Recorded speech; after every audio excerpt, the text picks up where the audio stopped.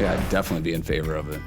We were scared to death when that rule ended, whatever many years ago that was. But we kind of forget about it since you just don't see anyone have to go through it. But then you get reminded of how quickly a football game's over once that happens. So I think that would be a very smart thing to have. I think it'd be good for football.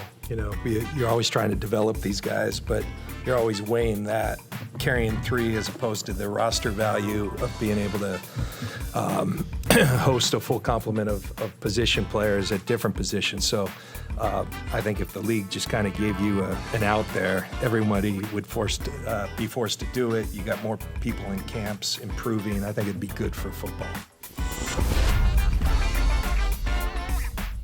Interesting choice of words from 49ers coach Kyle Shanahan, who spoke before GM John Lynch about the rule went away, the third quarterback rule went away, the emergency quarterback rule that used to be on the books.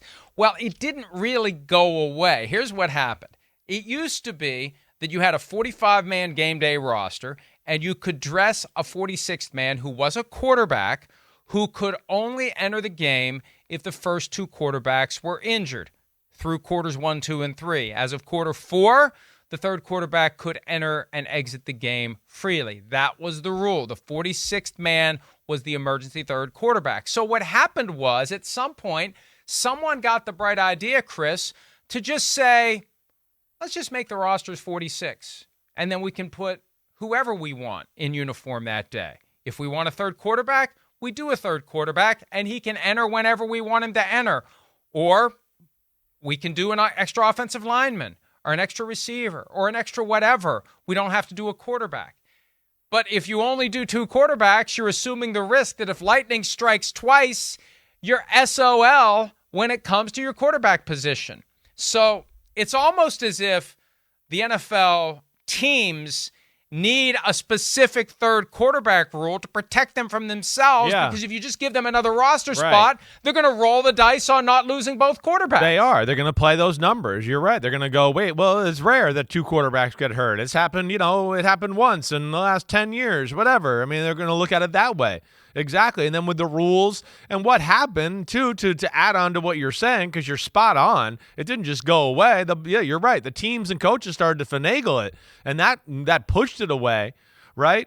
But man, I was going to go somewhere with that comment, and I totally forgot where I was going. Don't know, but I'll get back to it. But either way, go ahead.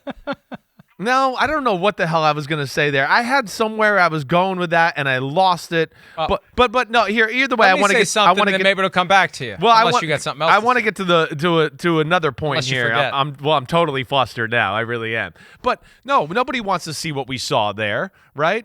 And you're right. Teams finagled it, did what they want to do.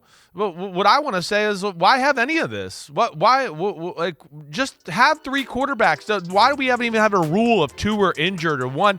Just let's have 3. When nobody wants to see what happened in that NFC Championship game. It was bad football. It was a bad product to put out there in the day where we're going to watch football more than any other day other than the Super Bowl. So I'm glad they got this fixed. But sorry, I forgot what the hell I was going to say there. Getting old.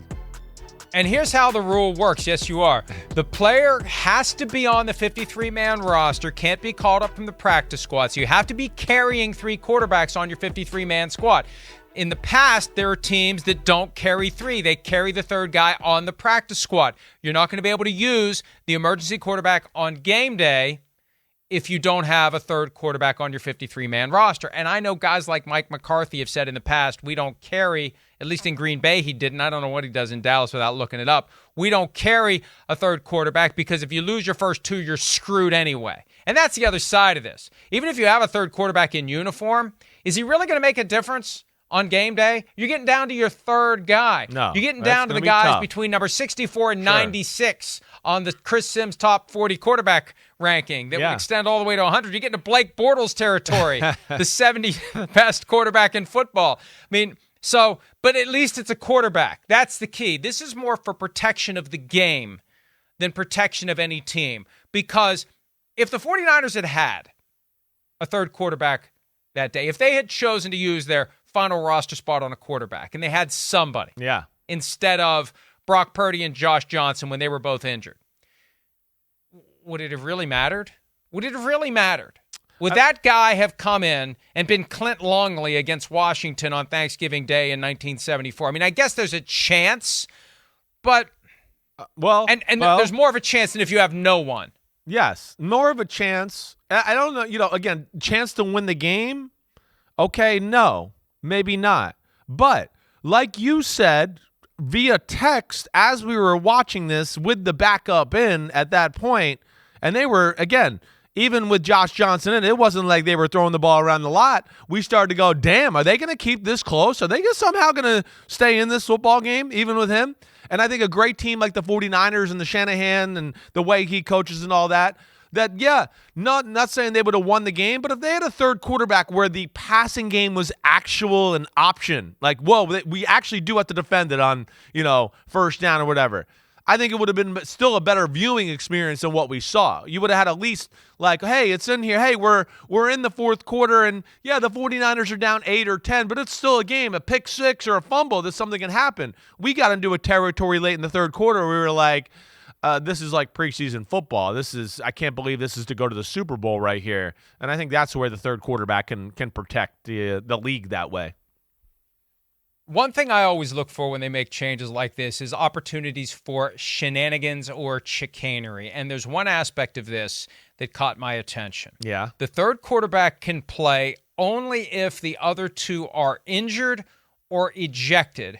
And if one of the injured quarterbacks is cleared to return, the third quarterback must go. Now, it used to be if the third quarterback entered at any point before the end of the third quarter, the other two just couldn't come back at all. And in the fourth quarter, any of the three quarterbacks could play. This time around, it is the third quarterback can only play unless and until one of the other two gets cleared to return. And it makes me wonder. Why? Why have this rule? That's the first thing I want to say. I always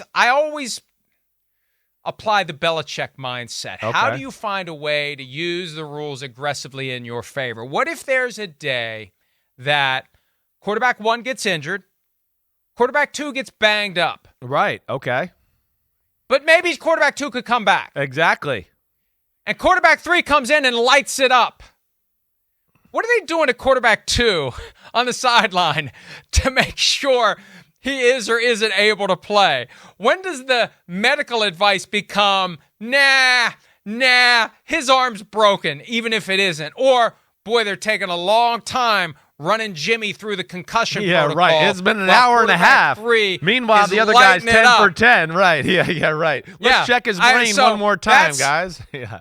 That's the one donut hole I noticed where you could have an aggressive, creative coach like Bill Belichick take advantage of it, and you can have a doctor in a tough spot. Usually, the pressure is on the doctor to get a guy back on the field. This would be that one rare circumstance, and we know how hectic it gets in real time, the fog of war, and guys slipping past doctors to go back on the field like Russell Wilson did. If they really want to tap the brakes on this, could you, is it ridiculous to envision the coach saying, I don't care what happens, QB3 is staying out there? No, it's not crazy. I have it goes into the broader thing of what's the point of this rule? That's what I don't get. Like, what is the point of this rule? Why have it there? Here's where I go with it, Mike, in my brain. All right, quarterback 1 gets hurt. Now quarterback 2's he's banged up, right? Oh no, it's a high ankle sprain. Oh no, it's like the one Mahomes had in the divisional game. It's kind of that, Man, we'd like to take him out. He's hurt and evaluate him, but we can't because if we put the third stringer in, now he can't come back. So we're going to let him stay out there and suffer because of some stupid freaking rule.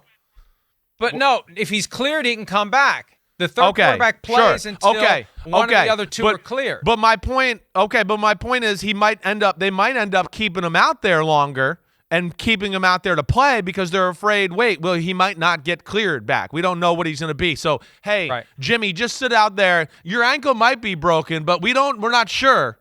and we don't know, so just keep sucking it up because we don't want to play the third stringer. That's all I'm trying to say. And there's probably more unintended consequences here that I'm not thinking about, and I got to let this, percolate in my brain a little bit. But to me, that's where I come to this rule and go, why? What are we putting language in here with something that like this? I don't even get it. I agree with you. The third quarterback should be able to enter the game whenever they want. It should just be. Who cares? Exactly. Who cares? Who cares? You have a third quarterback. If you have a third quarterback on your 53-man roster, you can dress your third quarterback, period. We shouldn't have to worry about these stupid little ifs and buts and crap, and just put him in if you want to put him in. If it's not injury related, if the first two just suck, put the third one in. Do whatever you have to do to try to shake things up and make the game interesting. Just make it a straight third quarterback. I think we agree on that. Yeah, right. My concern is, and my hope is, that somebody doesn't get the bright idea 5 years from now, hey, let's just give us an extra guy on the roster and let us use whoever we want because we don't use the third quarterback very often. So let's just have another offensive lineman, and then we end up right back where we were. Yeah, I think that's where I was going before when I had my blank out. It's just that, the coaches started to not do it because they went, wait, the rules to hit the quarterback, two guys aren't going to get hurt. You can barely touch the quarterback anymore. So people felt comfortable rolling the dice because of exactly what you're saying there. So, hopefully that doesn't happen. One other thing, the NFL will not be voting on the proposed 4th and 20 onside kick alternative. That thing just kind of hangs around and hangs around and hangs around like a relative that won't leave. But they're not like they don't feel sufficiently compelled to ask the relative to leave. It just hangs around and hangs around, and they won't vote on it because they don't want to vote it down, but they still are pondering it. So it's going to hover over the sport, but no vote this year. So we'll have the conversation again next year about whether or not a team that's trailing can use a 4th and 20 play as an opportunity to hold possession and try to make the game even closer when they're down multiple scores. So won't be this year, could be next year, could be the next year, could be the next year. I have a feeling we'll be talking about it every year until it finally does happen. Let's take a break. There has been another Captain Andrew Luck sighting. One more item from that craziness that bubbled up a couple of weeks ago with the Commanders allegedly tampering with the retired quarterback. We'll discuss that next on PFT Live. Hi, it's Mike Florio. Thanks for watching PFT on YouTube. Hit subscribe for the latest news and analysis from Pro Football Talk.